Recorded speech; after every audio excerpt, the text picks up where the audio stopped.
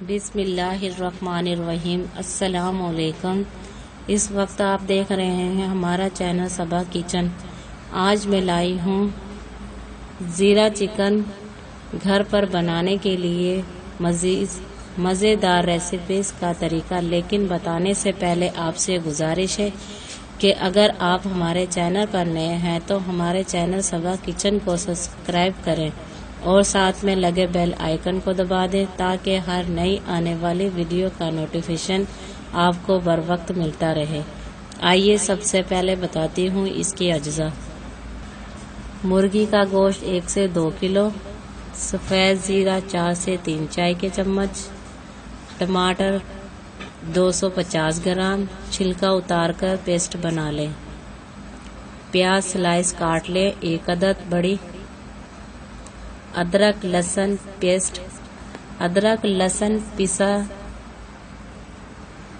لہسن پیسٹ 1 کھانے کا چمچ۔ ہری مرچیں چوپ کر لیں 2 سے 3 عدد۔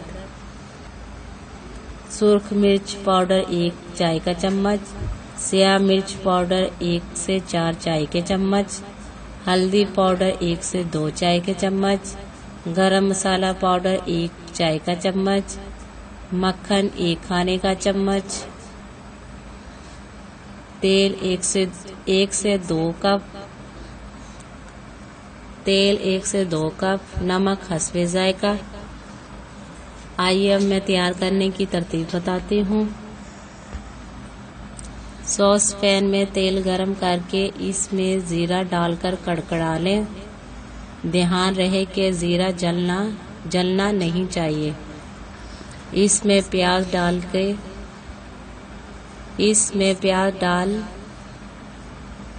ڈال کے گولڈن براؤن ہونے تک فرائی کریں۔ اس میں لہسن ادرک پیسٹ شامل کر کے 1 منٹ تک فرائی کرنے کے بعد بلینڈر کیے ہوئے ٹماٹر ڈال کر مزید 2 سے 3 منٹ تک پکائیں۔ آنچ سے اتار کر بلینڈر کی مدد سے مسالے کو بلینڈر کر کے دوبارہ آنچ پر رکھ کر ہلدی پاؤڈر، سرخ مرچ پاؤڈر، نمک اور سیاہ مرچ پاؤڈر مکس کریں۔ مکھن شامل کر کے 5 سے 10 منٹ تک پکانے کے بعد مسالہ بھون لیں۔